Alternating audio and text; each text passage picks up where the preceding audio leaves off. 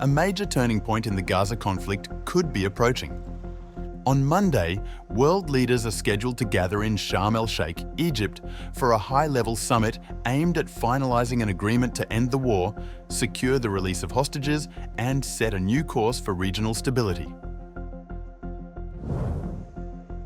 An Egyptian presidential spokesperson confirmed that more than 20 world leaders, including US President Donald Trump, French President Emmanuel Macron, and UK Prime Minister Sir Keir Starmer, are expected to attend. This summit represents one of the most significant diplomatic gatherings since the escalation of the Israel-Hamas conflict in 2023. The selection of Sharm El-Sheikh, a city long associated with peace talks and high-stakes negotiations, is symbolic. It underscores Egypt's central role as both a regional power broker and a humanitarian corridor in the Gaza crisis. The inclusion of Donald Trump at this summit has drawn global attention.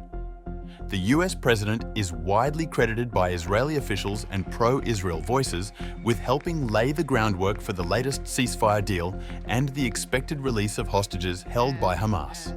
Speaking through a senior envoy at a rally in Tel Aviv this weekend, Trump's team declared that the hostages are coming home, applauding the deal as a critical breakthrough. Trump is expected to visit Israel earlier on Monday before arriving in Egypt for the summit.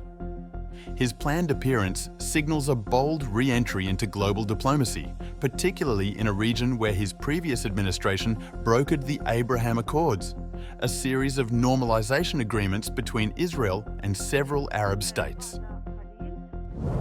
While Trump remains a deeply polarizing figure internationally, his presence in Sharm El-Sheikh is being interpreted by some analysts as a sign of Washington's shifting diplomatic strategy, one that mixes official channels under the current administration with unofficial influence from high-profile political figures like Trump. Joining him at the summit will be French President Emmanuel Macron, who has consistently called for de-escalation, humanitarian access, and a lasting political solution to the Israeli-Palestinian conflict. Macron has spoken with leaders on both sides in recent weeks, pushing for a multilateral approach that includes not only ceasefire guarantees, but long-term rebuilding efforts and international monitoring. UK Prime Minister Sir Keir Starmer is also expected to attend. His presence at the summit is seen as part of Britain's renewed push for relevance in Middle East diplomacy after years of relative quiet on the Israeli-Palestinian issue. Starmer has voiced support for both Israel's right to self-defense and Palestinian humanitarian needs, walking a fine diplomatic line that may come into clearer focus during the summit.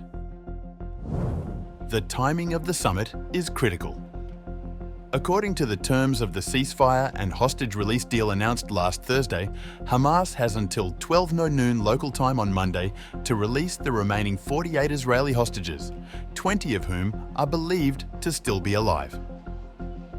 A top Hamas official, Osama Hamdan, told AFP that preparations for the handover are underway and that the prisoner exchange is scheduled to begin Monday morning, though full logistics are still being confirmed by militants on the ground. At the same time, the humanitarian situation in Gaza remains dire. Roughly 500,000 Palestinians have returned to northern Gaza in recent days, only to find their neighborhoods reduced to rubble. With basic services non-existent, homes destroyed, and aid limited, the need for international coordination has never been more urgent.